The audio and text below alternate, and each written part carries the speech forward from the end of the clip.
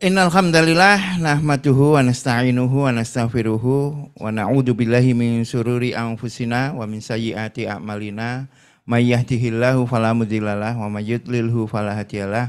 Asyhadu an la ilaha illallah wahdahu la syarikalah wa asyhadu anna Muhammadan abduhu wa rasuluh. Allahumma shalli ala Muhammad wa ala alihi wa sahbihi wa man tabi'ahum bi ihsanin ila yaumiddin.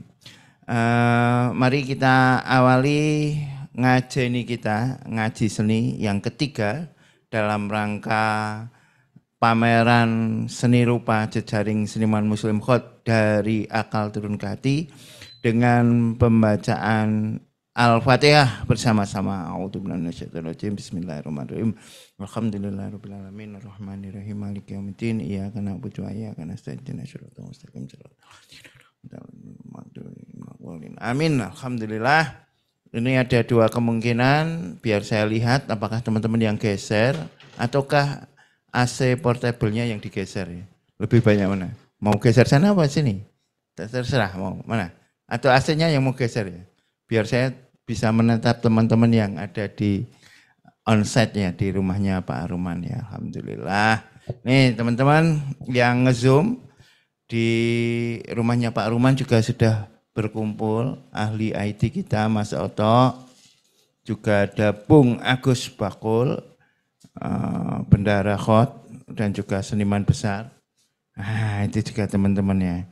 Mas yang paling utara, wah ning Zoom ora ngerti utara selatan ya. Yang paling kiri dari gambar adalah Mas Kevin, sekarang masih kuliah di UNY. UMY. Terus yang di tengah Mas Ihsan sekarang kuliah seni lukis ISI Yogyakarta. Yang paling kanan ada Mas Sufi juga mahasiswa ISI Yogyakarta. Baik rekan-rekan, alhamdulillah kita sudah bisa mengikuti sampai ketiga. Semoga kegiatan ini semakin mendekatkan kita, tidak saja mengadakan pameran. Alhamdulillah, monggo Mbak Nisa atau Mbak Takia ini yang hadir ini. Semoga kegiatan ini juga menjadi persaudaraan kita ya, persaudaraan seakidah. Apa ora seneng wis? Persaudaraan seakidah dan seminat. Iya kan, enak. Seminat aja wis seneng kan, seni lukis sesama seni gitu. Kok ya seakidah ya seminat ya, Masya Allah. Alhamdulillah Mbak Nisa nggih. Nggih, monggo silahkan diminum langsung bareng ngos-ngosan. Nah, untuk itu rangkaian materi ngajeni memang dibuat dari dasar ya, dari kebenaran itu apa. Itu berarti persoalan epistemologis. Sampai nanti kita akan mempelajari bahwa Islam ini adalah peradaban yang sangat besar ya, yang memiliki warisan atau legacy peradaban seni yang luar biasa ya. Masya Allah, alhamdulillah. Wis benar peradabannya luar biasa. Kalau toh ada persoalan umat itu kita bahas insya Allah besok. Dan untuk mengikuti materi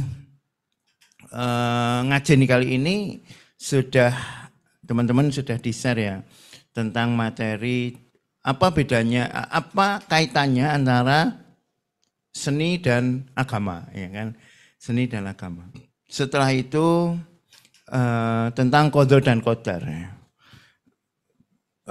Nanti semoga Bung Doni Riu datang sehingga qadar bisa dibahas, atau nanti kita juga akan mendengarkan ya Pak Aruman selaku seniman dan Bung Agus Bakul juga selaku seniman merespon materi seni dan agama. Dan besok insya Allah kita lihat juga karya-karya jejaring seniman Muslim Khot yang pernah dipamerkan seperti apa ya, biar teman-teman punya gambaran.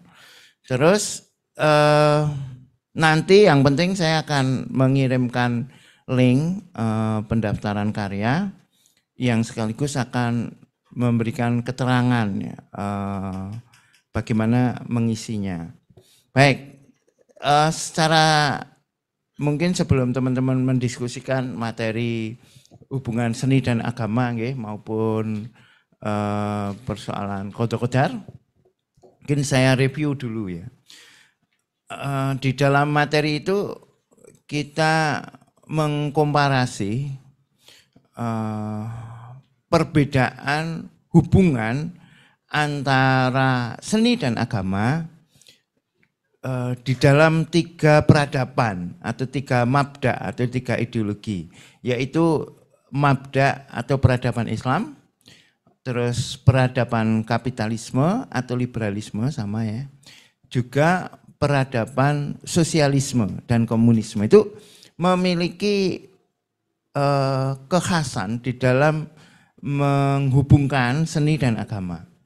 Dan ketiganya, 3 ideologi itu, 1 ideologi Islam dan 2 ideologi di luar Islam, itu memiliki nilai seni yang berbeda, memiliki nilai estetis yang digunakan sebagai ekspresi berkesenian yang berbeda. Apa perbedaannya? Nah, ini sebelum itu ya sudah saya sampaikan di sana, nggak perlu saya ulang ya biar nggak terlalu banyak makan waktu. Kita mesti membedakan dulu ya antara agama sebagai religion yang itu hanya kaitannya dengan persoalan peribadahan, persoalan hal-hal gaib, dengan agama sebagai din ya. Agama sebagai din ini meliputi seluruh aspek peraturan. Nah, kalau kita membandingkan antara nilai estetis atau nilai seni antara Islam, liberalisme, dan sosialisme atau komunisme itu sangat berbeda. Kalau kita lihat, karena sekarang peradaban atau mabda atau ideologi yang berkembang di seluruh dunia itu adalah peradaban liberalisme yang ekonominya adalah ekonomi kapitalisme. Itu yang dipakai adalah nilai seni, seni untuk seni, art for art. Nah, itu yang sekarang sedang banyak dipakai. Seni ngomong seni, orang ngomong seni ora usah ngomong agama, kan gitu seringnya. Seni ora usah digaitke karo agama, seni ora usah digaitke karo moral. Ah wong iki meh kok ngene kuwi ya seni ya gitu kan. Sing penting seni ya seni, ora usah digaitke dengan apapun ya. Kalau teman-teman mau mempelajari lebih lanjut itu terkait juga dengan estetikanya Immanuel Kant ya, tapi saya tidak akan membahas itu, nanti terlalu lama. Terus dengan sosialisme berbeda lagi. Sosialisme, komunisme itu bukan seni untuk seni, tetapi seni untuk partai. Maka punya pendapat bahwa politik sebagai panglima. Kalau kita lihat dulu zaman Lekra gitu ya, zaman partai PKI berkuasa di Indonesia kan punya underbow kegiatan seni namanya Lekra, Lembaga Kebudayaan Rakyat. Itu yang namanya berkarya itu harus sesuai dengan suara partai. Nah, kalau Islam ini bukan seni untuk seni, juga bukan seni untuk masyarakat atau seni untuk partai ya, seni untuk masyarakat, tetapi seni untuk ibadah ya. Seni untuk ibadah. Kenapa seni untuk beribadah? Kemarin sudah kita bahas bahwa tujuan hidup manusia adalah untuk beribadah. Di Az-Zariyat 56, a'udzubillahi minasyaitonir rajim, wa ma khalaqtul jinna wal insa illa liya'budun, dan tidak aku ciptakan jin dan manusia kecuali untuk beribadah. Maka nilai seni Islam adalah seni untuk beribadah. Nah, seni untuk beribadah itu gimana? Ia berusaha berkarya seni sesuai dengan nilai-nilai Islam. Berkarya seni tidak melanggar hukum-hukum Islam. Nah, itu berarti kita sudah melaksanakan seni untuk beribadah. Kalau kita berkarya seni kok, wah yang penting kan seni, ora peduli ya, itu berarti seni untuk seni. Nah, 3 hal itu nanti silahkan kalau teman-teman belum selesai mengikuti materinya seni dan agama, boleh diselesaikan atau sekarang boleh didiskusikan, ya, boleh didiskusikan. Monggo teman-teman baik yang ada di onsite di rumahnya Pak Ruman maupun teman-teman yang ada di Zoom, silahkan. Kalau ada pertanyaan, monggo Mbak Fatimah, Mbak Nesti, Mas Teddy, Mas Arif, Mas Hadi, yang lain tadi sudah saya sebutkan. Ada pertanyaan? Ada pertanyaan? Kalau tidak ada pertanyaan, saya ingin meminta Pak Aruman dan Bung Bakul untuk bercerita ya. Beliau Pak Aruman ini adalah seniman batik lukis kontemporer ya. Batik lukis kontemporer, banyak membuat kaligrafi. Beliau sering menjadi juri kaligrafi tingkat nasional dan sekarang menjadi dosen seni kriya di Fakultas Seni Rupa Institut Seni Indonesia atau ISI Yogyakarta. Beliau juga sering memberikan pelatihan-pelatihan terkait dengan batik konvensional. Nah, Pak Aruman akan menceritakan ini pengalaman berkarya seni menggunakan nilai estetis seni untuk beribadah. Karyanya seperti apa? Pak Aruman boleh menyampaikan contoh karya juga boleh. Saya bukakan di miliknya Pak Aruman ya.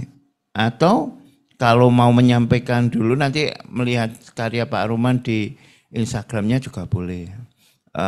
Ini karyanya Pak Aruman ya. Ini CV-nya saya download dulu. Nah, oke. Monggo Pak Aruman, silakan. Monggo Pak Aruman. Nah, tak bantu kalau mau buka karya. Sini. Ini yang penting. Oke. Baik, terima kasih Pak Denny. Saya disuruh ngomong apa ini? Pengalaman Pak Aruman menggunakan nilai seni atau nilai estetis seni untuk beribadah di dalam berkarya seni. Okay. Baik, terima kasih Pak Denny. Begini, sebetulnya ya dalam perjalanan berkesenian, berkarya seni, terutama seni rupa, perjalanan saya mungkin ya mirip-mirip Pak Denny ya. Dulu ya seni itu untuk seni.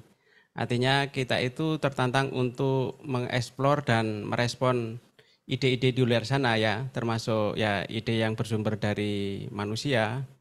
Kenapa? Karena memang objek yang paling menarik untuk dilukiskan atau diekspresikan atau dibuat ide karya seni itu adalah manusia. Betul tak? Yeah.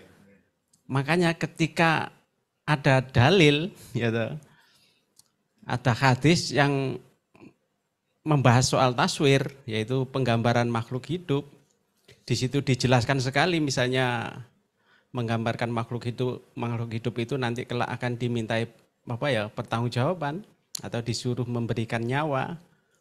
Wah, ini kan sesuatu yang menakutkan bagi orang yang beriman. Ya toh? Karena gini, saya sudah kadung percaya bahwa Al-Qur'an itu benar, isinya benar, baik itu yang gaib, yang nyata, itu adalah sumber informasi yang benar, maka seluruh isi Al-Qur'an dan hadis Nabi itu saya terima sebagai kebenaran. Itu landasannya Pak Denny. Rekan-rekan Painting Explorer Channel, ada kesempatan pameran yang menarik dan gratis untuk mengikutinya. Assalamualaikum warahmatullahi wabarakatuh. Welcome to Painting Explorer Channel. Seluruh rekan-rekan pecinta seni, ada kesempatan menarik untuk mengikuti pameran, yaitu pameran yang berjudul Dari Akal Turun ke Hati. Pameran ini dilaksanakan oleh jejaring seniman hot di Loman Park Hotel, Jogja. Rekan-rekan diundang untuk mengikutinya. Pameran ini dibuka pada tanggal 23 Maret hingga 11 Mei 2024. Pameran ini akan dibuka dengan buka puasa bersama. Open call pameran seni rupa jejaring seniman hot dari akal turun ke hati. Jejaring seniman hot mengajak para seniman untuk pameran seni rupa yang akan dibuka pada pekan kedua Ramadan 1445 Hijriah. Tema ini tentang Islam yang memberikan kepuasan akal dan ketentraman hati ketika kita mempelajarinya. Perhelatan seni yang berjudul Dari Akal Turun ke Hati ini tentang Islam yang dapat memuaskan logika akal dan memantapkan ketenangan hati. Agar kita dapat menangkap tema ini secara tepat, peserta pameran diminta mengikuti ngajeni atau ngaji seni yang akan diselenggarakan selama 7 kali pertemuan.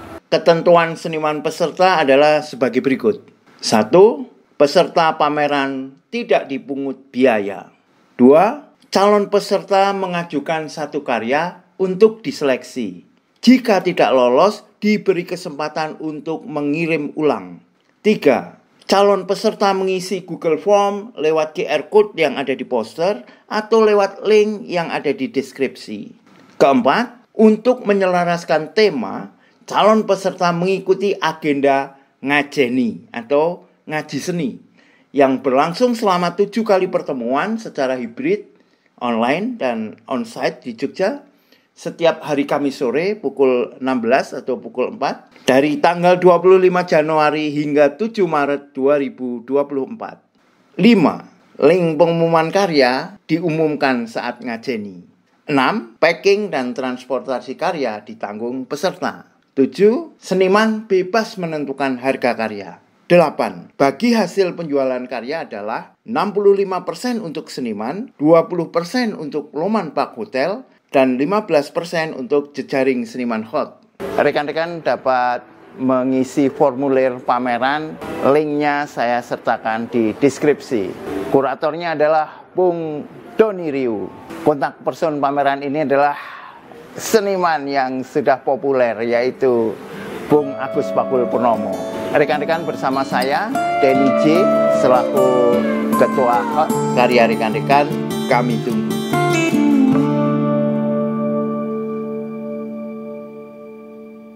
Ada Bapak Adi Riyadi, Bapak Edi Santoso, ada Pak Didit, Pak Thomas ini, ada Pak Arif, wah banyak sekali di grup ya sudah ya sekitar 14 orang.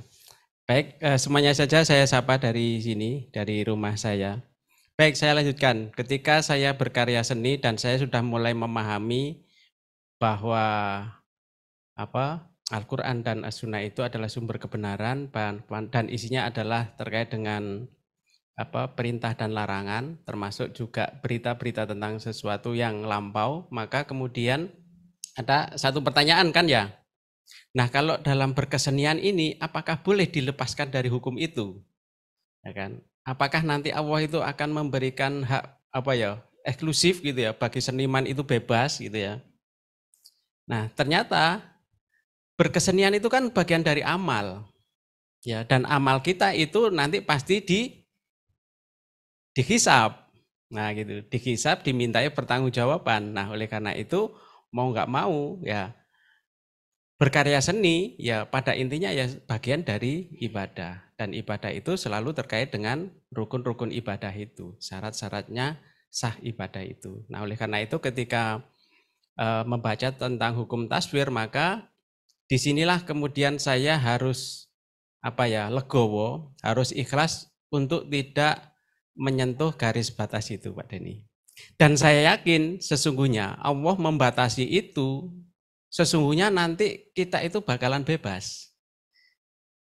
Yaitu bebas sampai akhirat, kita nanti nggak terjerat oleh hukum-hukum yang sudah digariskan oleh Allah Subhanahu wa taala. Jadi sebenarnya ketika kita pakai helm itu kita akan bebas berjalan di jalan ya, yang itu nggak akan kena tilang, gambarnya gitu. Tapi kalau kita bebas menurut diri kita sendiri, baru keluar aja ketemu Pak Polisi sudah kena tilang itu nantinya ya. Nah, itu mungkin gambaran sederhananya. Nah, terkait dengan ini kemudian sebagai seorang seniman kan pasti akan tertantang ya, bahwa Allah itu akan memberikan kemudahan-kemudahan di balik kesulitan-kesulitan itu. Bahkan Allah Subhanahu wa taala itu menyebutnya 2 kali. Ya kan? Sesungguhnya ada kemudahan di balik kesulitan itu. Jadi setelah kesulitan akan ada kemudahan, setelah kesulitan pasti ada kemudahan. Nah, disitulah kemudian daya kreatif kita itu kemudian ditantang.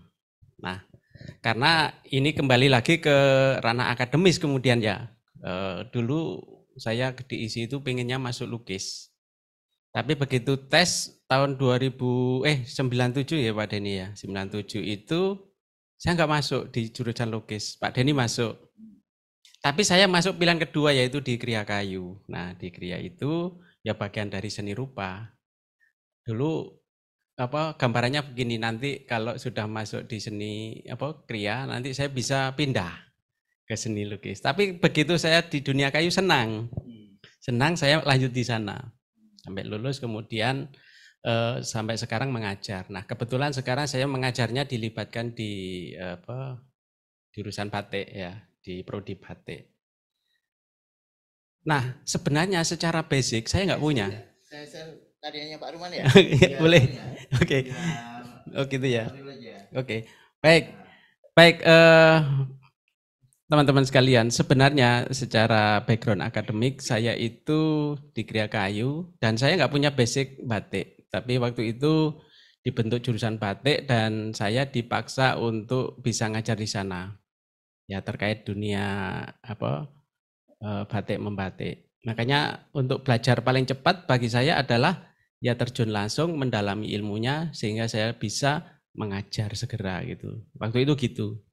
Nah, kecintaan saya, kecintaan saya terhadap batik waktu itu ya setelah menjalani itu. Jadi setelah menyelami batik, saya bisa membatik dan disitulah muncul kecintaan saya terhadap batik dan saya lanjutkan sampai sekarang.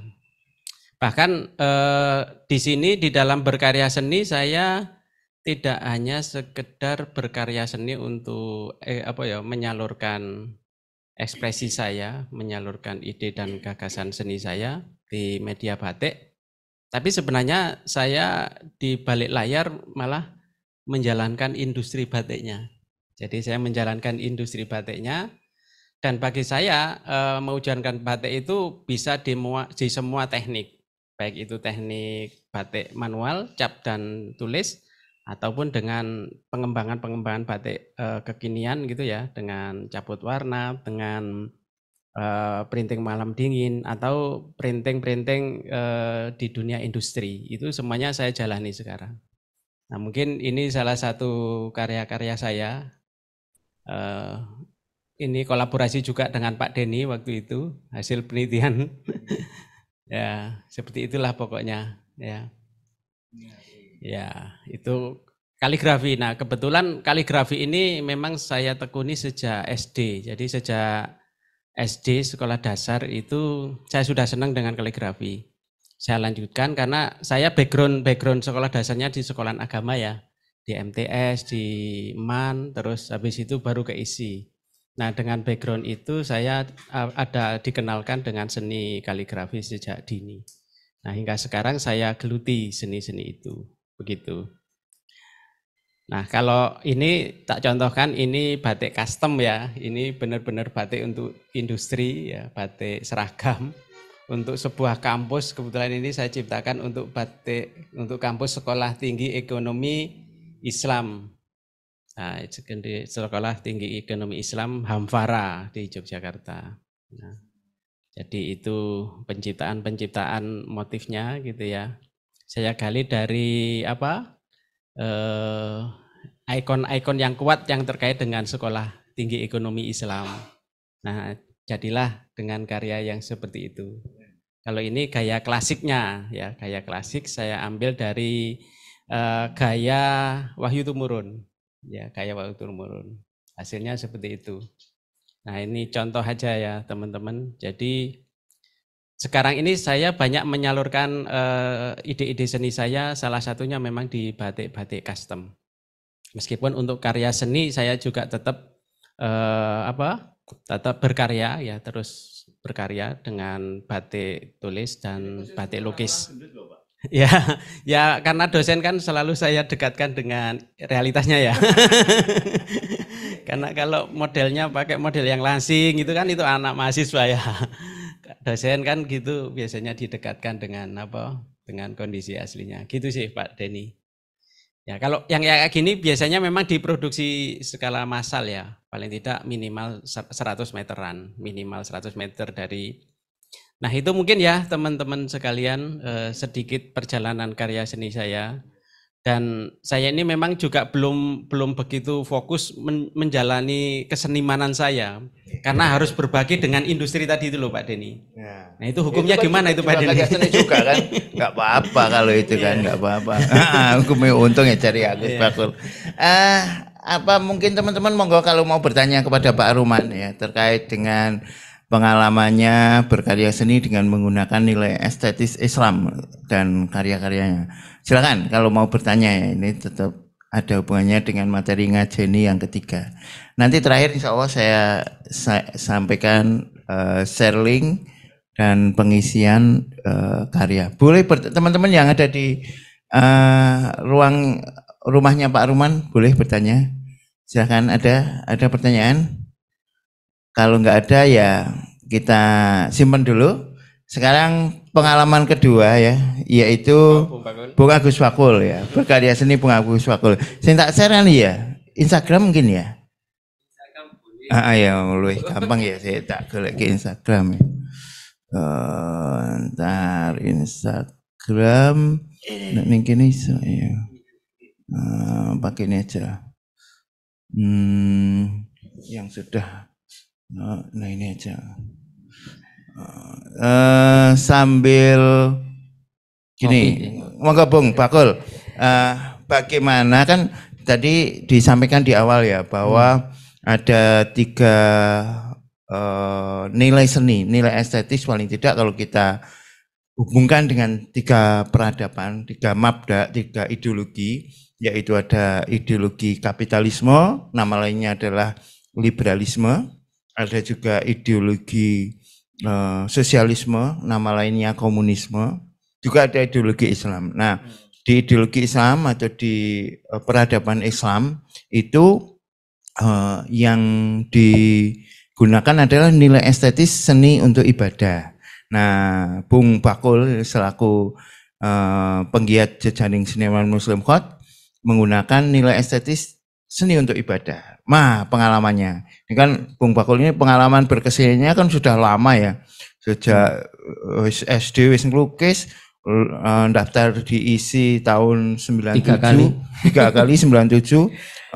Sekarang melalang buana menjadi seniman internasional. Berbagai karyanya dipamerkan di beberapa negara dan alhamdulillah juga banyak dikejar-kejar pecinta seni. Monggo, bagaimana menggunakan nilai estetis itu? Silakan Bung. Assalamualaikum warahmatullahi wabarakatuh. Waalaikumsalam warahmatullahi wabarakatuh. Terima kasih Bung Denny.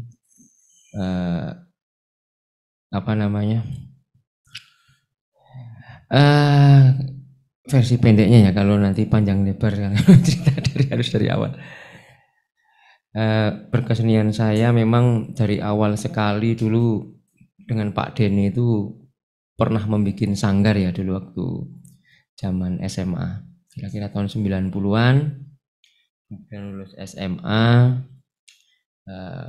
masuk isi tahun 97 Pak Denny. 96. Maaf, 96. Ini karyanya. Sambil tak unjukin ya. 96 masuk. Ya memang dulu diisi ya. Seperti tadi Pak Denny katakan ya, di sana kita akan bersinggungan dengan berbagai macam seni, termasuk seni yang berideologi sosialisme, liberalisme. Setahu saya memang awal-awal seperti itu Pak Denny, hanya 2 itu yang saya tahu, seni untuk seni dan sebagainya. Dan memang awal-awal ya dulu saya masih membuat ini, masih ada nuansanya makhluk-makhluk bernyawa ya. Orang bebas lah, seni itu nggak ada batas. Nah, kemudian di akhir-akhir saya kuliah itu dulu kebetulan saya suka dengan abstrak, suka sekali dengan lukisan abstrak ya. Akhirnya tugas akhirnya saya abstrak. Sebelumnya juga saya sering pameran abstrak, tapi belum kaligrafi. Itu tahun-tahun sekitar tahun berapa ya? 2000-an lah. Bahkan pameran pertama saya itu sudah abstrak dulu, pameran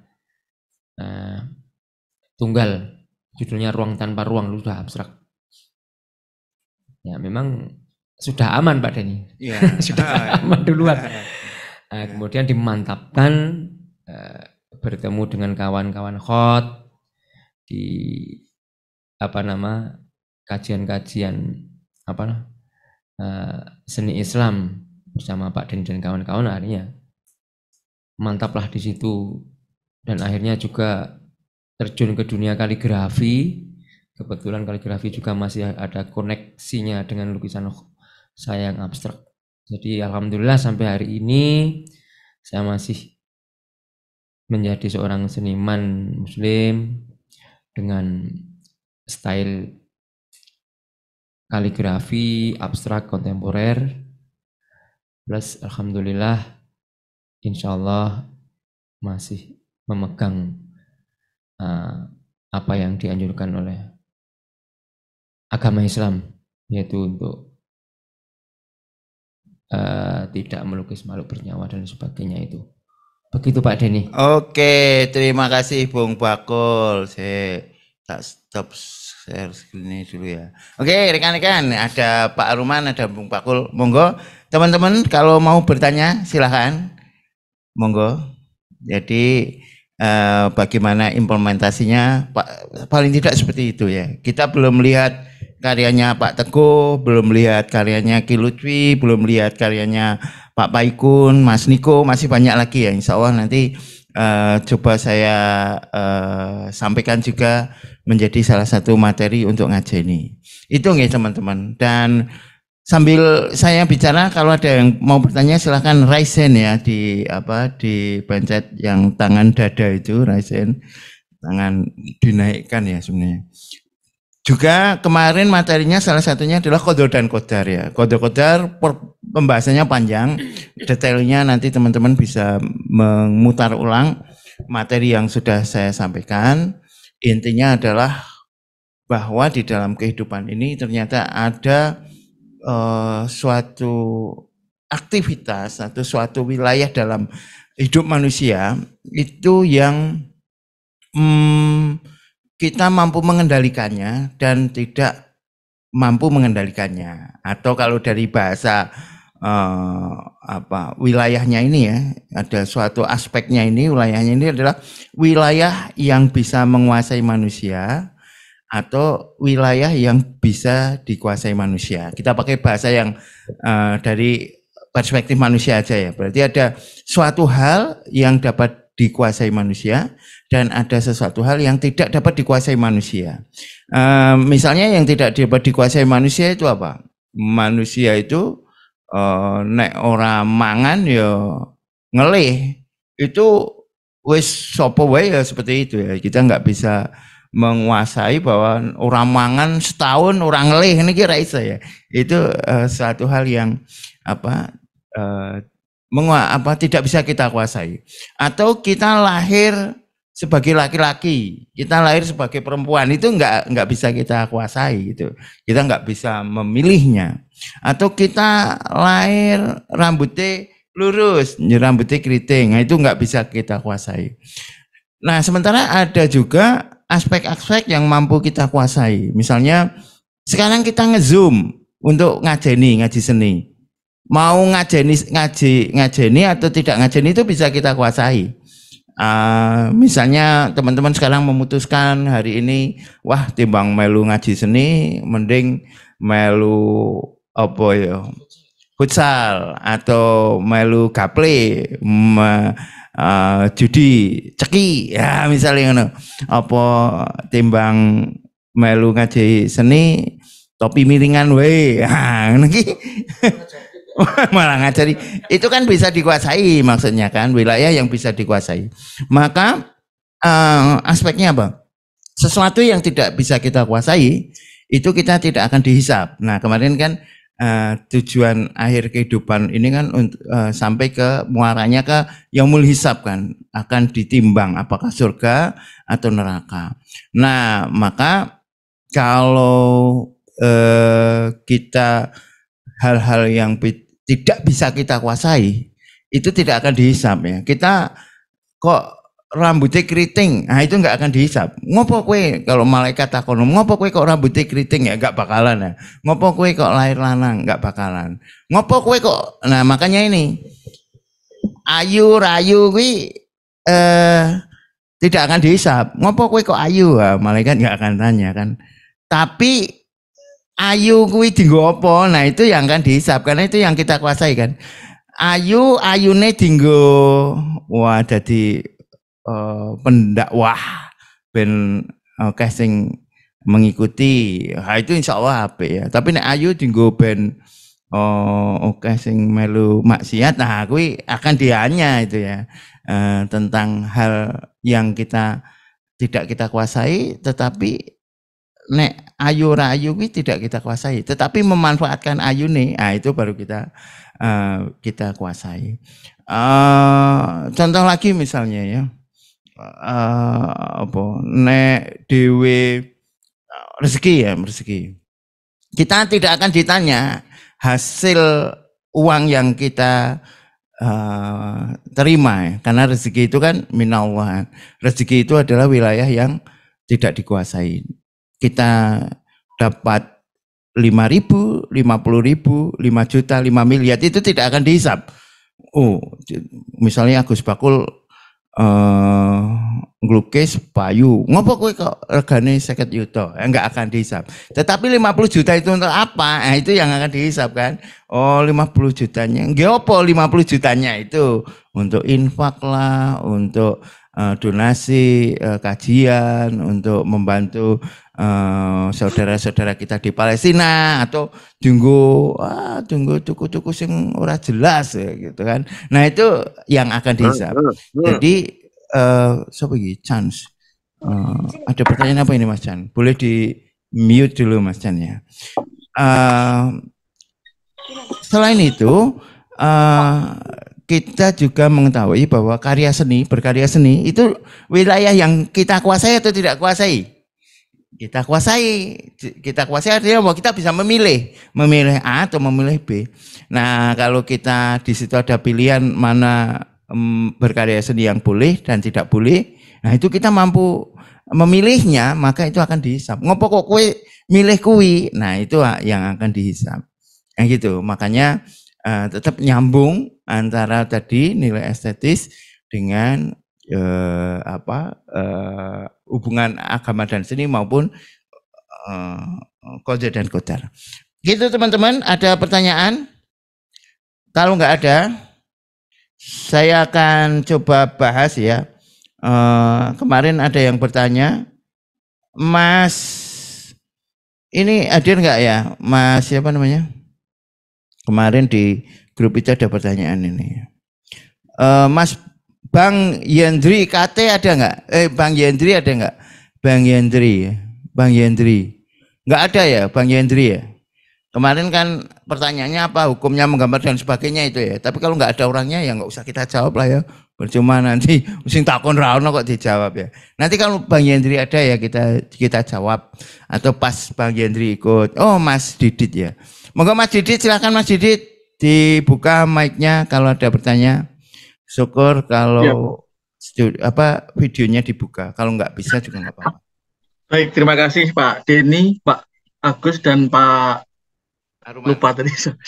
Pak Aruman. Selamat sore. Assalamualaikum warahmatullahi wabarakatuh. Waalaikumsalam warahmatullahi wabarakatuh. Selamat sore. Ya, terima kasih Pak Denny atas waktunya untuk bertanya.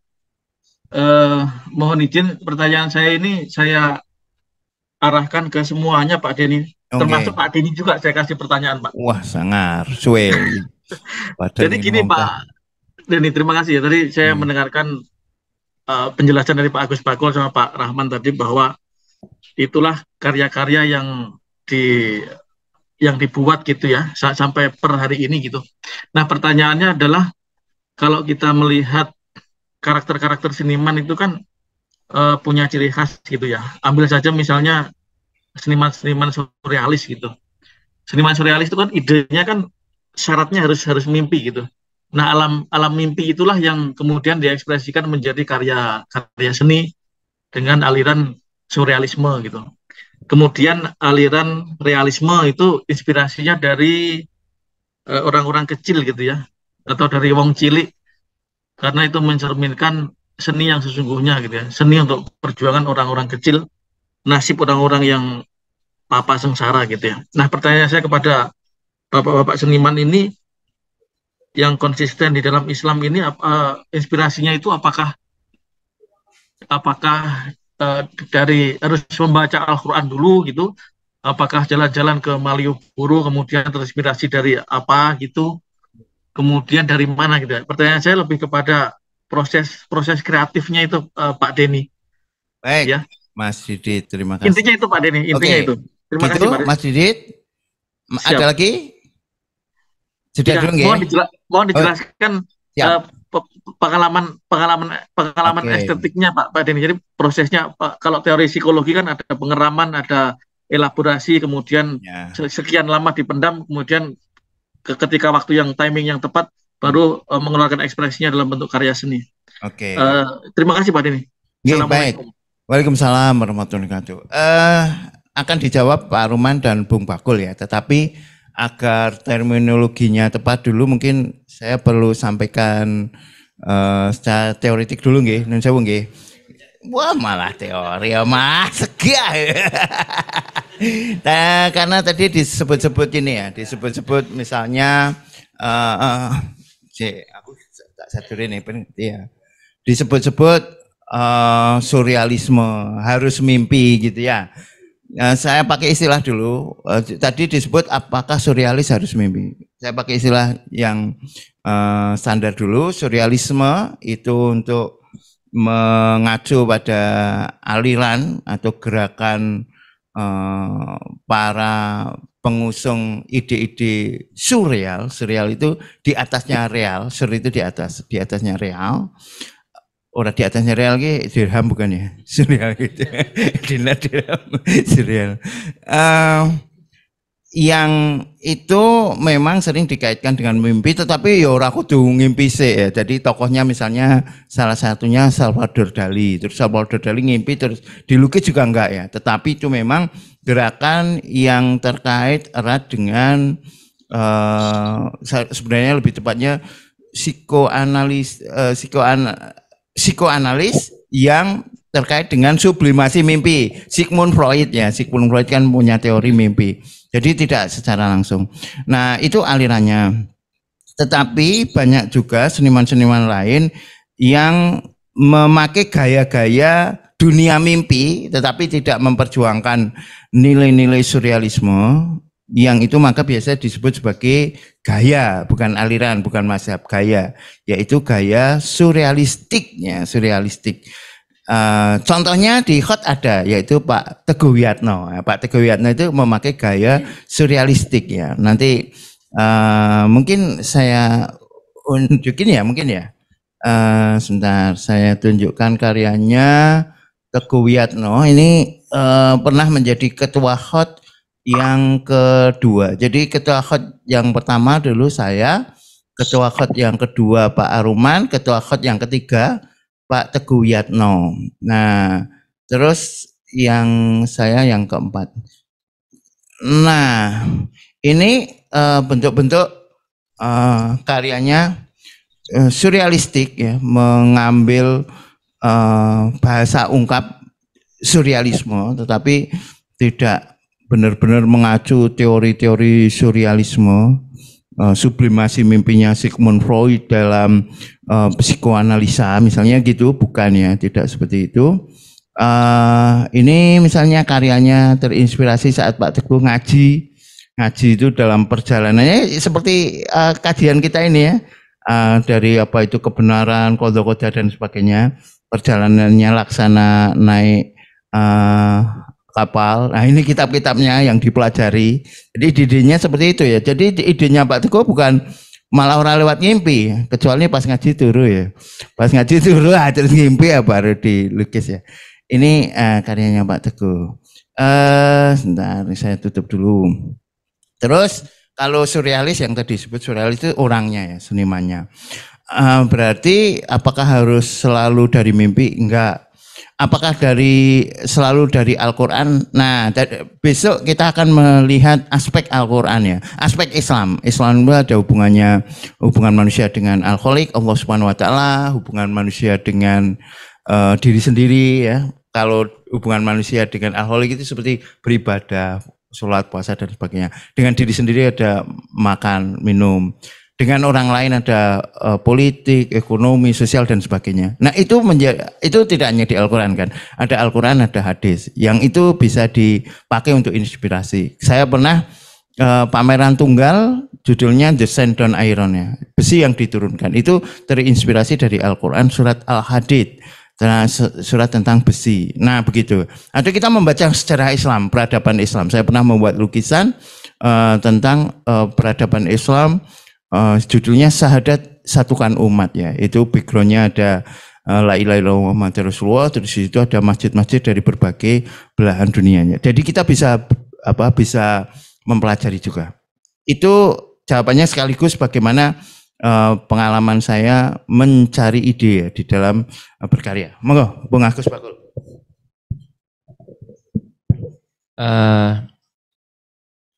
Kalau tadi ditanyakan atau harus pas pengajian sholat dan sebagainya ya, ide-idenya ya. Iya, idenya apa mau Quran. Nah, ya. Kalau saya itu ya semua jadi ide ya, kadang pas baca Quran, kadang langsung dapat ide. Kemudian berita dunia kemarin Palestina ya. Wah, saya lihat kok hampir setiap saya lihat video-video Palestina, kemudian di Twitter, di YouTube itu dia selalu bilang hasbunallah wa ni'mal wakil, hasbunallah, pada nangis itu ya, cukup Allah sebagai penolong. Alhamdulillah saya kemarin langsung terinspirasi, wah jatuh asikin saya bikin karya. Judul tulisannya itu hasbunallah wa ni'mal wakil. Itu diantaranya ya. Belum jadi. Belum jadi itu nggak tahu kok lama sekali. Ini lama sekali saya. Belum jadi bocoran. Sebenarnya sudah lama, sudah hampir 2 bulan lebih ini. Saya buntu. Mau diteruskan jadi apa saya belum. Tapi itu masih ditumpuk seperti yang kemarin lah, tumpuk-tumpuk. Hasbunallah wa ni'mal wakil, itu salah satunya. Kemudian mimpi juga pernah malahan dulu, mimpi. Padahal udah surrealis ya. Udah surrealis. Ngimpi. Udah lama tapi itu dulu. Mimpi malah surat Yasin dulu akhirnya. Walaupun saya melukis surat Yasin itu tidak sampai selesai. Maka judulnya Tobi Continue. Kemudian ditanya, loh kok Tobi Continue kenapa? Belum rampung. Lah kalau mau terusnya buka Al-Quran. Jadi sebetulnya memaksa saya orang untuk membuka Al-Quran itu. Apa beli karya selanjutnya? Enggak. Waktu itu saya tuh gini, pameran itu memang siapapun orang, entah agamanya apa itu, biar membuka Al-Quran. Tujuan saya seperti itu, karena ini terusnya apa ini terusannya itu. Yang buka dewe dengan Quran gitu. Seperti itulah Pak Denny ya. Baik. Monggo Pak Ruman, monggo. Pak Ruman, bagaimana pengalamannya mencari ide? Ngeframe Pak. Ngeframe. Mana frame-nya? Oh, itu. Oke, terima kasih Pak Denny. Baik, terkait dengan ide dan gagasan kreatif saya ya dalam mengungkapkan bahasa seni itu, sebelum saya bahas itu ini. Jadi prinsip yang saya pegang adalah apapun yang diperintahkan dan dilarang oleh Allah itu saya mencoba untuk berprasangka baik dulu. Bahwa apa yang dilarang oleh Allah itu demi kebaikan saya. Dan apa yang diperintahkan meskipun berat, itu saya yakin ini nanti akan membawa kebahagiaan dan kebaikan buat saya di akhir kelak. Jadi persis kayak saya itu pergi ke dokter. Saya pergi ke dokter sakit, terus berobat. Dokter itu kan nyuruhnya nggak enak semua. Ya toh? Pertama disuruh meriksa, disuruh melet, disuruh apa gitu ya. Habis itu kemudian ditanya-tanya ya toh. Terus habis itu disakiti lagi gitu ya, suntik sakit gitu ya. Terus dikasih obatnya nggak ada yang manis, pahit semuanya.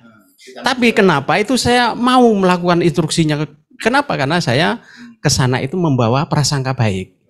Nah, prasangka baik inilah dulu yang saya bawa di dalam berkarya seni, bahwa sesungguhnya apapun yang dilarang oleh Allah itu saya mencoba untuk tidak nabrak gitu ya. Apapun yang diperintahkan sebisa mungkin saya membawa prasangka baik, ya ini demi kebaikan itu.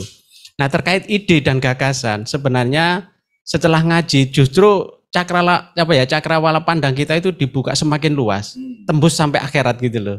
Ya toh? Jadi kesuksesan pun juga enggak berbatas dunia. Karena bagi saya sukses hanya sekedar sampai dunia aja itu sukses semu. Ya. Sukses yang hakiki itu adalah manakala kita bisa sukses sampai akhirat kan gitu. Nah, terkait mengungkapkan ide dan gagasan di dalam karya seni, ya kita pilih saja mana yang kita nyaman, kita mampu di situ, ya kita merasa paling kuat di situ, gitu ya. Nah, selebihnya ya teknik-teknik yang sifatnya kreatif itu ya dilatih dan konsisten di situ. Misalnya Bung Bakul hari ini ya yakin dia bisa ngelukis apa saja ya enggak. Tapi dia kemudian menetapkan diri konsisten di kaligrafi dengan gaya kontemporer dan sedikit ekspresif gitu ya. Bukan sedikit ya, ekspresif memang. Bukan kaidah kaligrafi yang berkaidah baku ya kan. Nah, itu adalah pilihan. Saya pikir semua teman-teman yang hadir di Zoom ini saya yakin sudah punya pilihan-pilihan itu. Dan saran saya sih terhadap pilihan itu konsistenlah dan teruslah bangun di situ. Ya kan? Bangun terus karakter itu sampai benar-benar karakter itu benar-benar membranding diri kita. Begitu melihat karya itu, wah ini Pak Denny sudah. Begitu lihat nyekel kuasanya, wah ini Pak Denny udah. Dari belakang, wah ini Pak Denny gitu ya. Melihat pojok karyanya, wah ini tanda tangan udah Pak Denny ya gitu. Itu kenapa bisa muncul ya karena konsisten tadi ya, terus menerus dilakukan gitu ya. Nah, terkait dengan seni untuk ibadah, buat saya sih tidak harus kaligrafi ya Pak Denny ya. Seni untuk ibadah itu tidak harus kaligrafi, tapi bagi saya tadi itu. Kalau saya berkarya tidak nabrak hukum Allah, ya kan? Dan saya milih karya-karya di luar yang dilarang itu, maka saya berkarya ini karena ketundukan. Nah, karena berkarya karena ketundukan itu saya nilai sebagai karya yang nilai seni bernuansa Islam. Kenapa? Karena berkarya seni mengikuti kaidah-kaidah ketundukan, ketaatan. Makanya meskipun bukan karya kaligrafi, bagi saya akan bisa menyebut karya saya ini karya Islami gitu ya, karena saya bingkai dari spirit tadi itu, spirit ketaatan. Begitu Pak Denny. Oke, matur nuwun Pak Ruman. Saya akan memberikan satu contoh ya. Sekarang tapi sebelum saya memberikan satu contoh, saya akan menyampaikan agak sesuatu yang aneh ini. Biasanya jam sekian sudah tangting-tangtingnya datang ya. Ini gini, contoh kalau kita mau melihat Islam dari berbagai aspek ya, kafah itu kan meliputi segala hal. Hari ini kita memperingati apa? Memperingati Isra Mi'raj. Isra Mi'raj itu dulu Nabi Isra Mi'rajnya itu dari Mekah terus ke mana?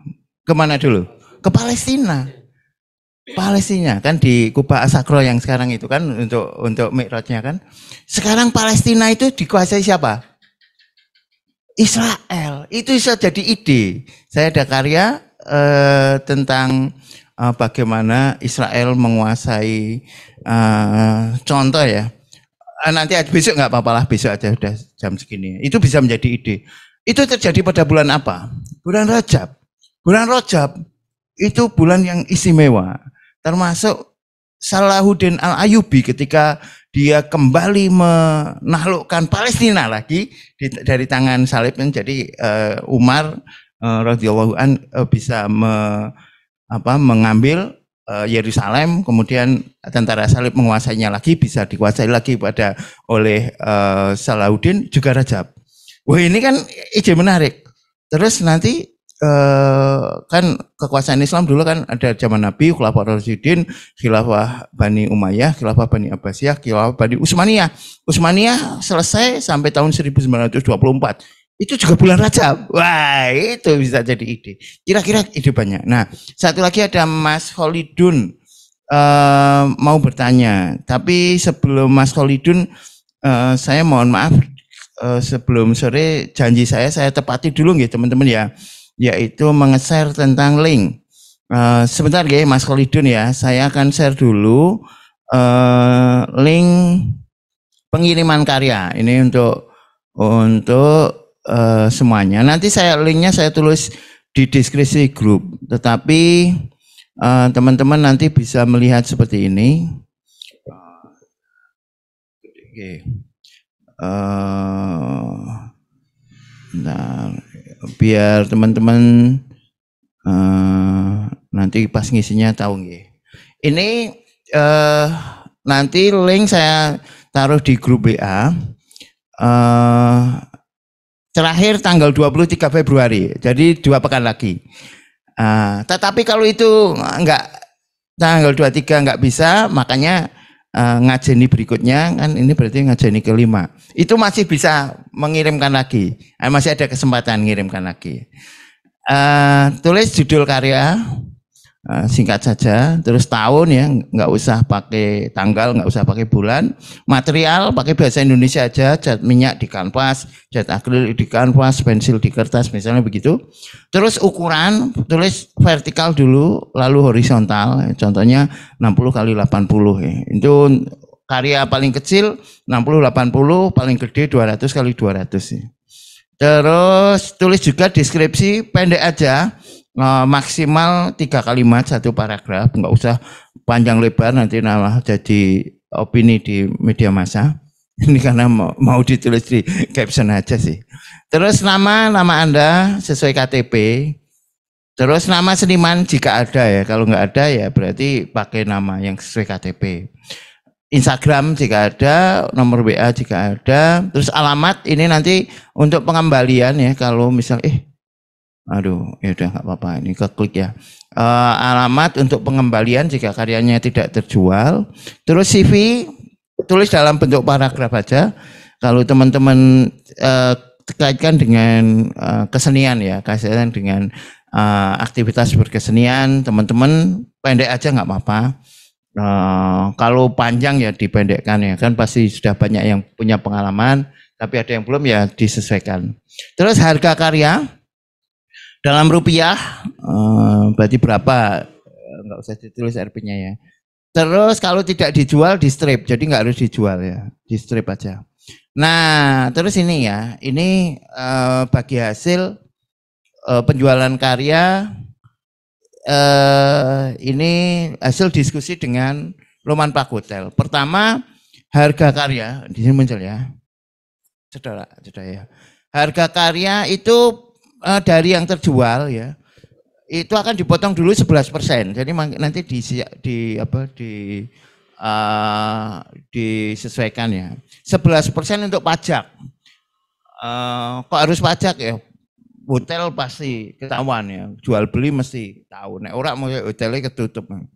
Terus nanti senimannya dapat 65%, hot 15%, Loman Pak Hotel 20%. Jadi hot sing gawe malah untuk sidik. Ora apa-apa lah wong niat ini tinggal dakwahan, acara dakwah.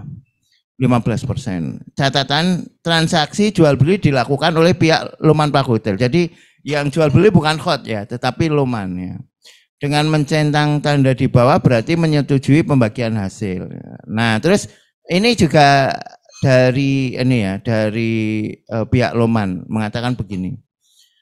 Transaksi karya seni saat pameran itu biasanya berlangsung cepat ya, dan biasanya pembeli menawar dari harga yang tertera. Karena wis saiki ngenyang didilke sisan. Nek nunggu ngesuk-ngesuk selali wegah moodnya hilang. Apalagi kalau pembelinya sudah ketemu lukisan lain, ketemu barang lain, males sudah. Maka harus didilkan. Nah, karena ada tawar-menawar, jika ada penawaran dari harga awal dari pihak hotel, itu akan menghubungi panitia. Lalu panitia menghubungi seniman. Kan suwe kan. Yo nek pas panitianya nek aku pas mulang maksuan meneh. Lah seniman pas ra iso, maka membutuhkan waktu lama yang memungkinkan gagal transaksi. Untuk itu, untuk mengantisipasi itu, jika ada harga terendah, jika ada loh ya, enggak harus ya. Silakan seniman menentukan harga penawaran terendah. Jadi harga penawaran terendah bro. Tadi misalnya yang pertama harganya 100 juta.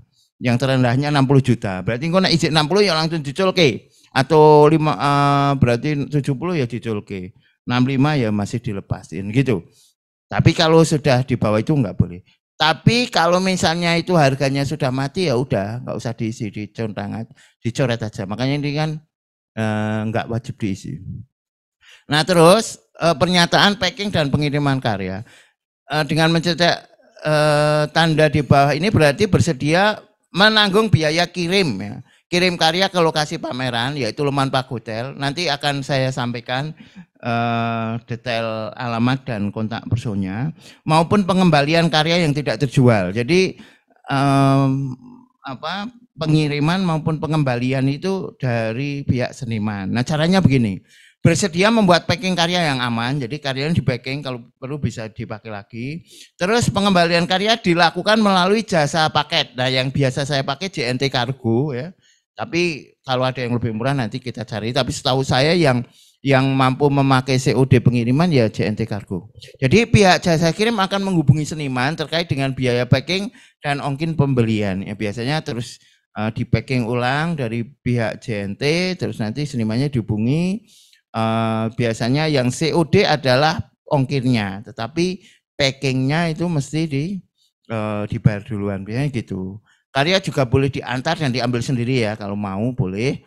Waktunya nanti akan diumumkan, ini berarti sampai sana paling enggak 9 hari lah. Displaynya biasanya 1 pekan. Kontak person dan alamat pengiriman menyusul, ini dicentang ya. Nah nanti silahkan foto dibuat ya, foto karya dalam bentuk JPEG, harus jelas, warnanya sama, tidak blur, tidak silo, tidak ada bayangan. Kan ono motret malah ketutupan HP ini ya jangan sampai lah, ini mau dipakai untuk katalog.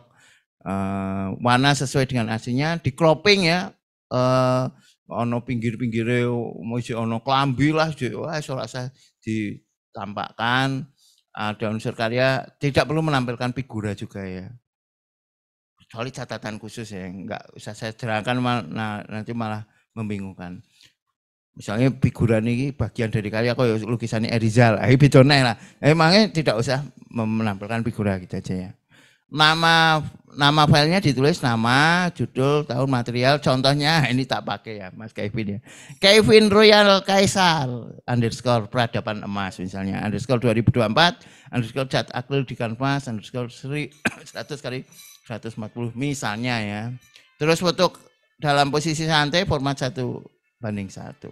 Itu teman-teman, saya stop screen. Monggo Mas Khalidun jika ada pertanyaan silakan, atau yang lain boleh silakan.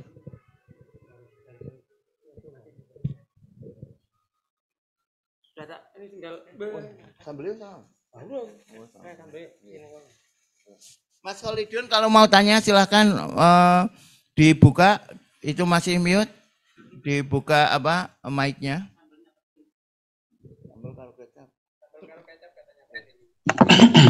Halo, enggak Pak, ini nyimak aja Pak. Oh nggih, nyimak nggih. Nyimak itu adalah suatu aktivitas yang dilakukan oleh perempuan. Biasanya kalau yang laki-laki nyipak ya, nyipak. Tapi nyipak itu biasanya dilakukan oleh kuda, berarti nyipak. Malah kangelan. Monggo yang lain boleh. Oh silakan Mas. Nah ngono lah, ini mic-nya biar yang lain tahu. Karena kalau Pak nggak pakai ini nggak dengar.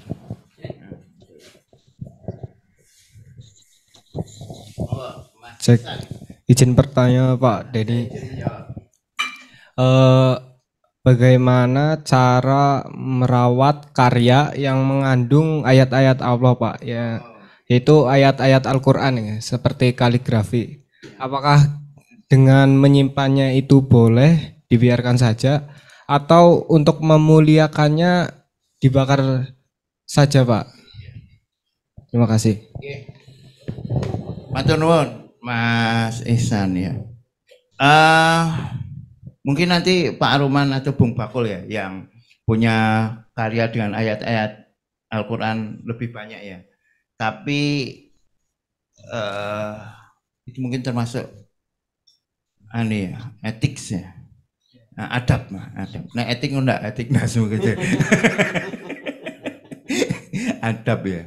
Ya itu seperti kalau saya sih ya seperti adabnya Al-Quran itu ya. Al-Quran ki ora ngisor misalnya gitu-gitu itulah. Meskipun ini ya kan misalnya ya ada nabi dulu, kalau nggak salah ya, semoga nanti tolong yang ahli hadis tolong dikoreksi kalau hadisnya ini nggak tepat Mas Otok misalnya. Itu kan ada cincin yang ada tulisannya Muhammad Rasulullah itu ya, itu kalau ke belakang gitu ya dilepas. Ya, misalnya seperti itu ya. Gitu. Meskipun nanti ada khilafiyah juga nilainya tidak sampai ke haram tapi sampai ke mubah. Misalnya seperti itulah ya. Itu tapi ya paling enggak untuk adabnya yo mosok dhewe meh tidak menghormati ayat-ayat Al-Qur'an gitu nggih. Saya berusaha Al-Qur'an ya tak tempatkan yang nek noto yo paling ora sing anu lah. Sing terhormat ya gitu sih. Tapi monggo Bung Bakul sama Pak Ruman kan lebih punya lukisan terkait dengan ayat-ayat. Nih. Dibakar? Ya, soalnya dulu saya itu pernah melihat salah satu video di luar negeri kan. Untuk Al-Quran yang sudah sulit untuk dibaca itu sebaiknya itu, dibakar ya. Mungkin kalau kaligrafi untuk memuliakannya juga begitu apa ada cara lain? Kalau saya dijual mas. Enggak ya, oke bercanda ya. Maksud saya kalau kita melukis ya, misal tujuannya kayak yang tadi saya sudah beda maksud mungkin ya. Kalau yang pertama itu kan niatnya mungkin ada beberapa orang yang punya Al-Quran, yang Al-Qurannya itu mungkin halaman depannya sudah hilang 5, belakangnya sudah hilang, kemudian subek-subek itu kan bingung dibaca, sudah nggak ada manfaatnya dalam arti kemanfaatkan untuk dibaca ya. Kemudian kalau dibiarkan saja mungkin nanti lama-lama bisa dibawa, bisa keinjek atau mungkin bisa barang yang sudah tidak dirawat, tidak diistimewakan. Kadang kita nggak tahu ya istilah orang Jawa itu kecelingsut, bisa di sana, bisa di bawah sana kan. Kemungkinan itu mungkin saking berhati-hatinya ya, saya kurang tahu ya ini masalah apa syariatnya. Cuman mungkin untuk keberhati-hatian itu mungkin saya memang pernah lihat itu dimusnahkan dalam arti dibakar gitu. Kalau saya pribadi untuk karya saya ya saya hormati sewajarnya dalam arti tidak taruh di sembarangan tempat, misal ya dipajang, kalau enggak ya misal di stockroom ya sewajarnya lah. Enggak harus umpamanya dikasih mori putih kemudian dikasih bunga atau dikasih menyan misal ya, saya enggak seperti itu mas. Jadi saya kira ya sewajarnya bagi saya begitu. Saya kira seperti itu mas. Terima kasih Pak. Pak Aran monggo. Baik, terkait dengan adab ya. Pak nambah dikit Pak. Ji, monggo. Ji, silakan. Bagi saya yang kebetulan sering bikin lukisan kaligrafi itu ya ikhtiar, bagian dari ikhtiar untuk menjaga karya kita agar tidak terhina atau berada di tempat yang kurang pantas. Alhamdulillah bergabung dengan komunitas para kaligrafer atau seniman-seniman yang masih dalam bingkai syar'i gitu.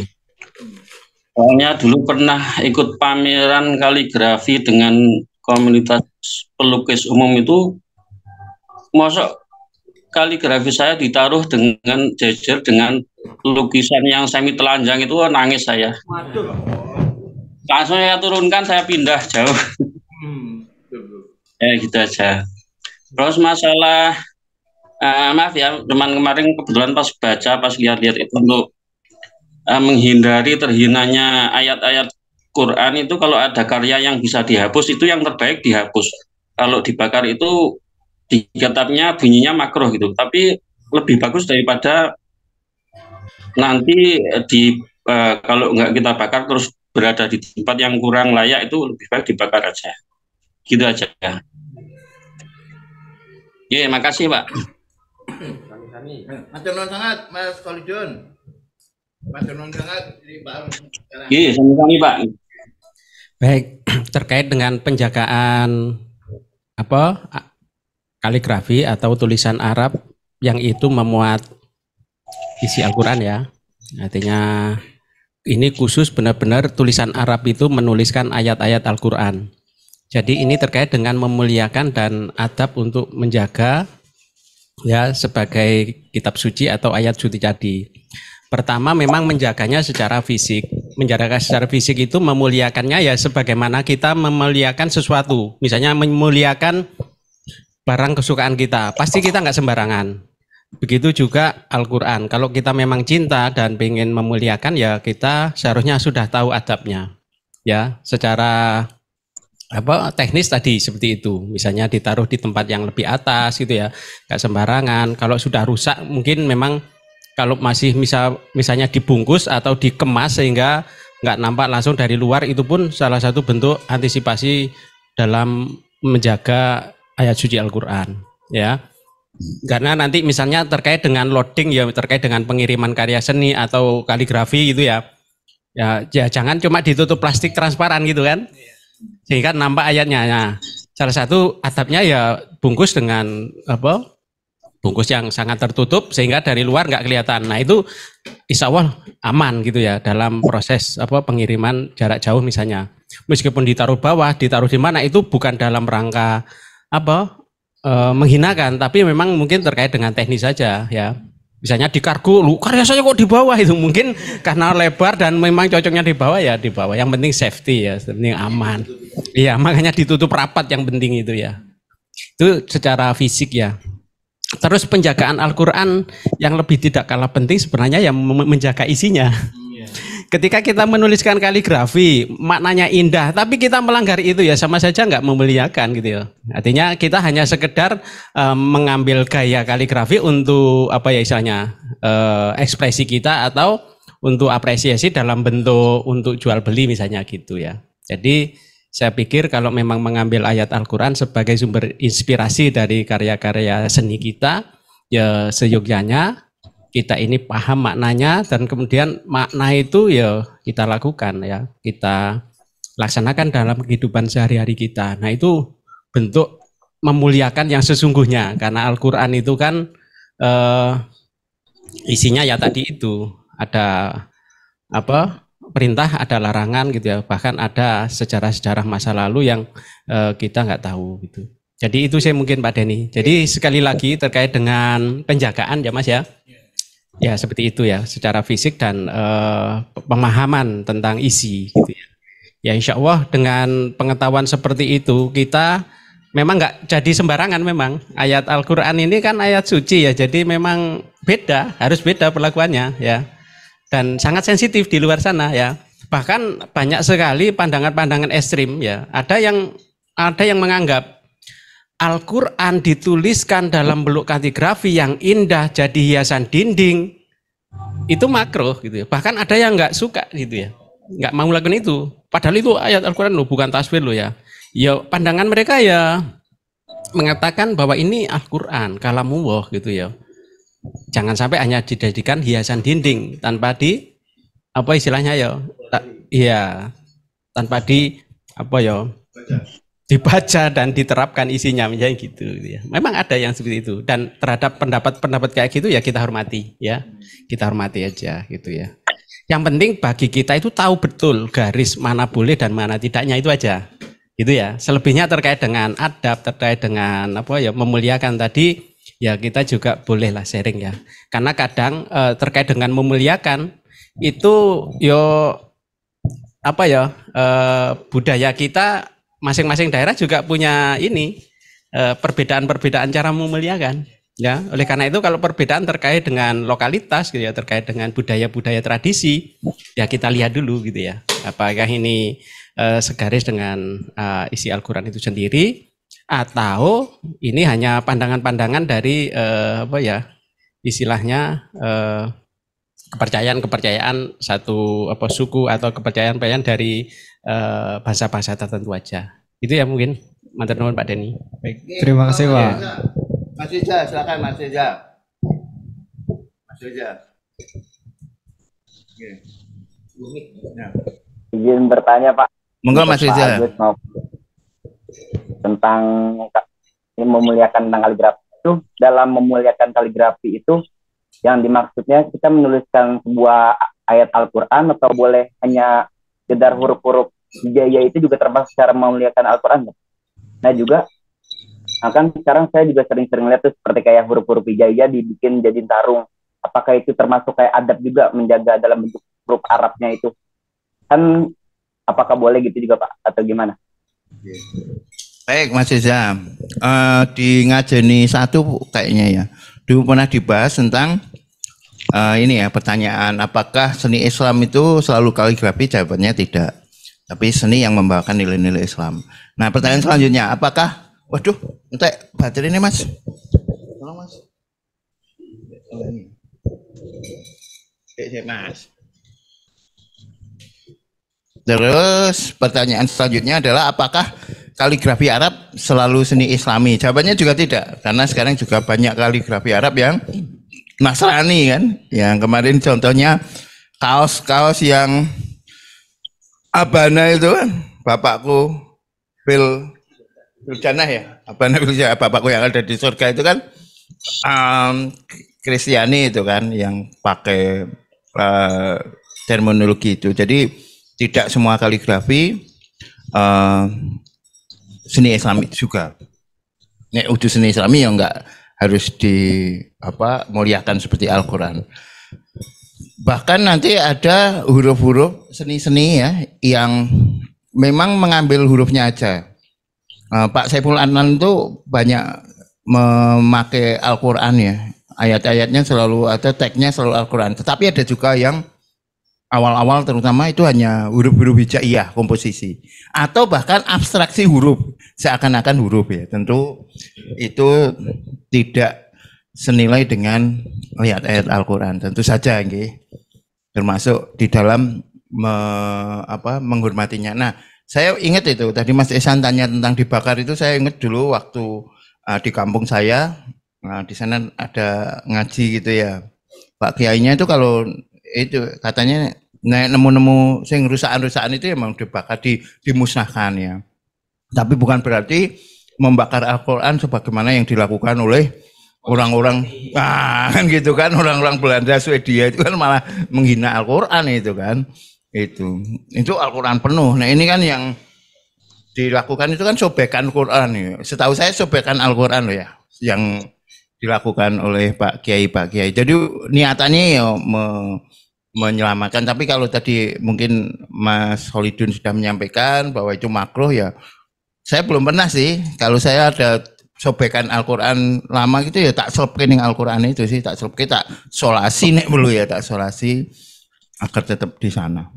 Itu Mas Reza nggih. Atau Bung Bakul mau nambah? Arman?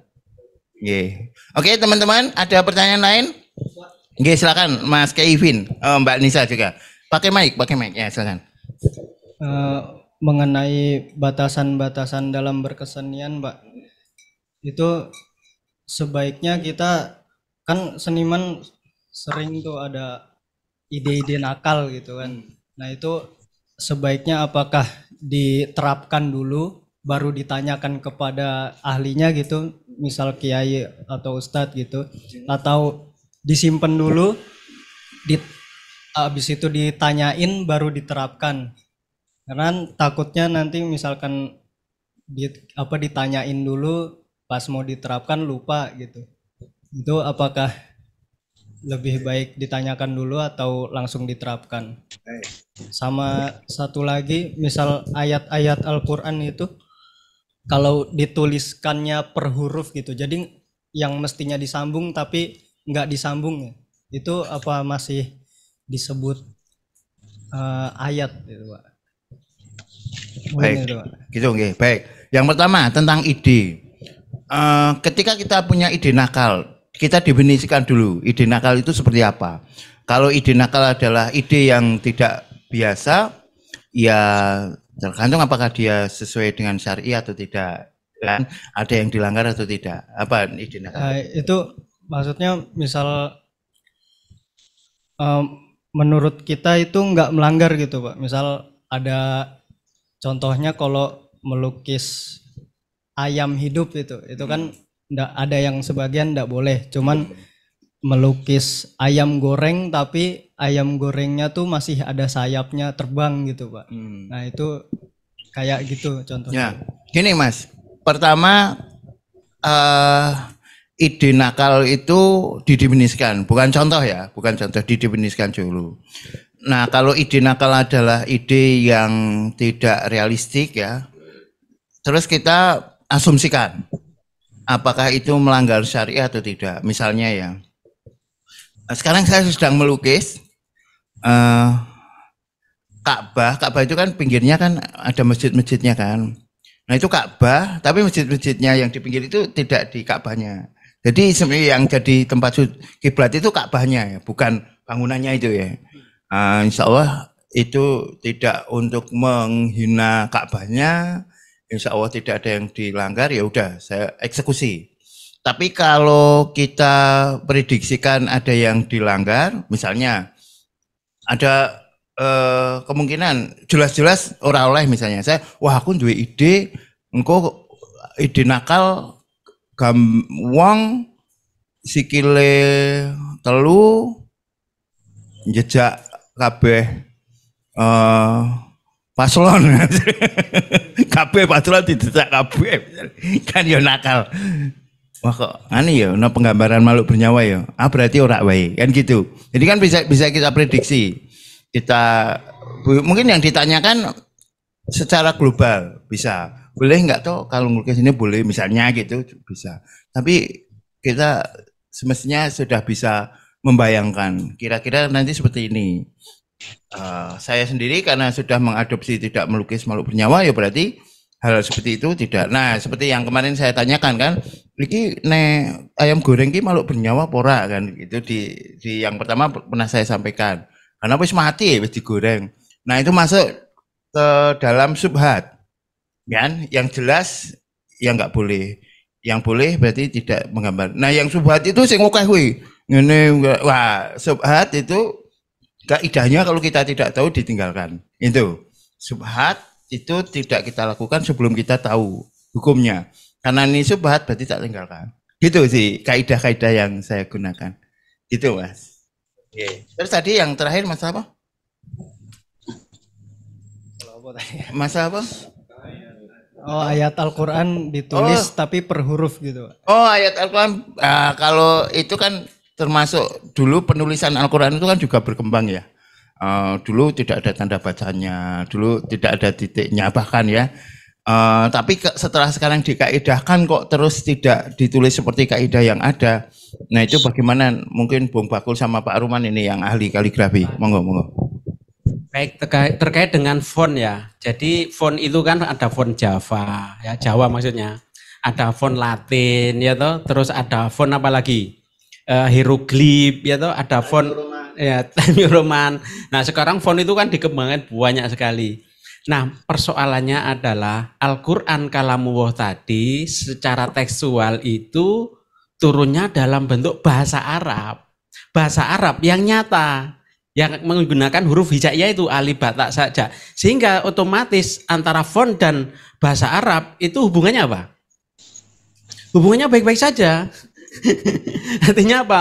Hubungannya adalah hubungan yang sangat terkait erat bahwa bahasa Arab itu ya menggunakan huruf hijaiyah. Makanya kadang kalau yang nggak tahu antara ini tulisan Al-Qur'an dalam bentuk bahasa Arab sama apa ya kalimat-kalimat biasa di luar Al-Qur'an, kadang kalau kita sebagai orang awam nggak bisa membedakan. Itu saja masalahnya.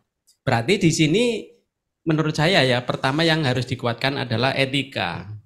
Jadi kalau tahu bahwa huruf hijaiyah ini adalah huruf yang dipakai untuk menuliskan Al-Qur'an, maka kita harus punya rasa kehati-hatian itu ya, rasa kehati-hatian itu ya.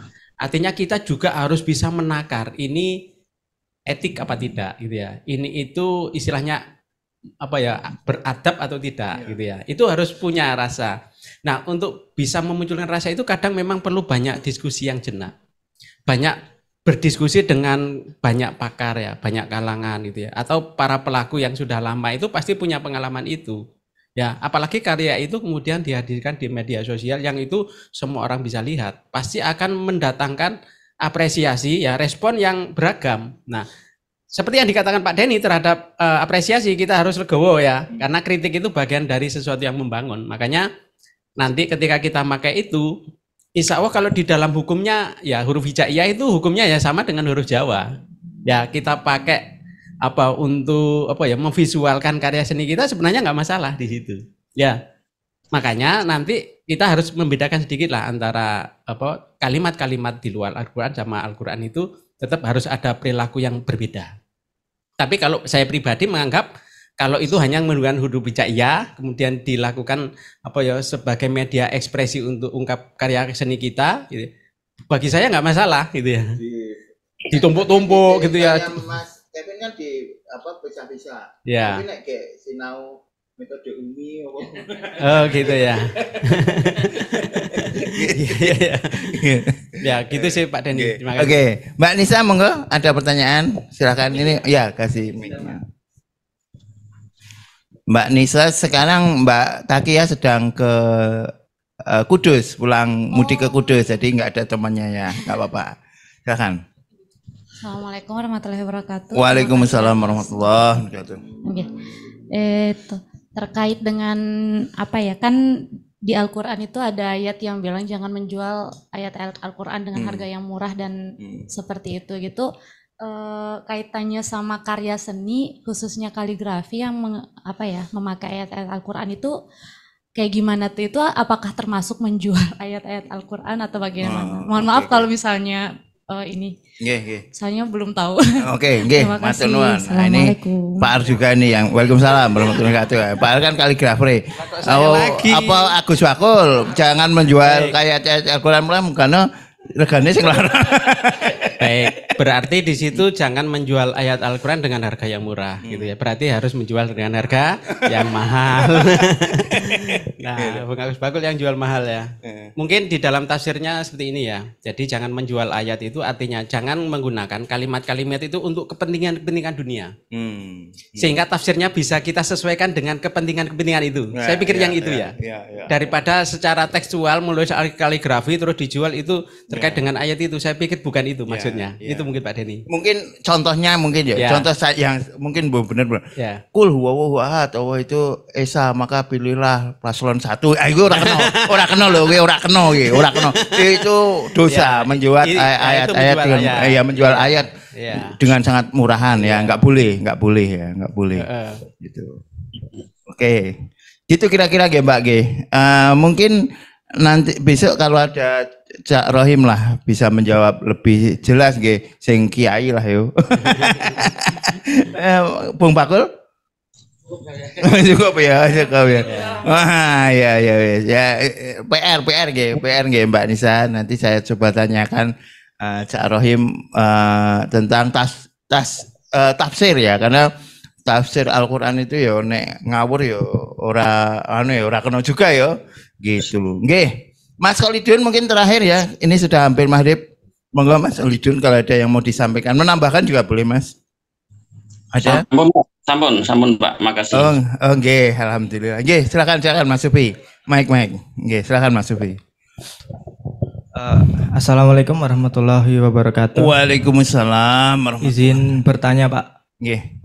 Kalau kita melukis kan kadang ada makna di belakangnya ya Pak. Cuman kadang kalau kita menurut Islam itu visual yang jadi permasalahannya. Kalau sebagai contoh kita melukis makhluk bernyawa sudah jelas dilarang atau tidak boleh. Tapi apa boleh Pak kalau kita melukis objek yang secara agama itu tidak dilarang, misal pepohonan, tetapi makna di belakangnya itu makhluk bernyawa, misalnya manusia cuman digambarkan sebagai pepohonan gitu Pak. Mungkin pertanyaan saya dari visualnya Pak. Oke, baik. Itu. Terima kasih Mas Sufi. Kalau kita lihat faktanya tidak apa-apa, karena begini ya, bahasa itu kan menggunakan simbol ya.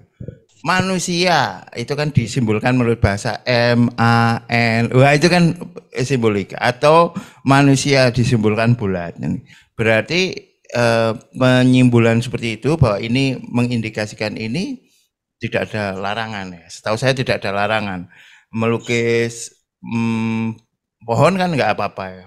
Karena itu bukan makhluk bernyawa. Itu makhluk hidup ya, makhluk hidup. Hidup tidak selalu bernyawa. Bernyawa tidak selalu hidup ya. Ya selalu ya nek bernyawa ya. Tapi nek nyawa tak ambuh lah ya. Tapi setahu saya boleh ya, boleh karena menyimbolkan sesuatu asalkan simbolnya itu tidak bertentangan dengan Islam, tidak apa-apa. Kalau simbol yang bertentangan dengan Islam nggak boleh ya. Contoh misalnya Nabi ketika di rumahnya ada bentuk seperti simbol salib maka akan menghilangkannya. Itu kan simbol-simbol yang tidak dibolehkan di dalam Islam. Itu insya Allah kita akan bahas tentang Hadroh Madaniyah lah besok ya. Gitu sih. Kalau hanya menggambarkan pohon sebagai representasi manusia tidak apa-apa, tidak masalah. Nggih, gitu. Gitu, Mas Sufi.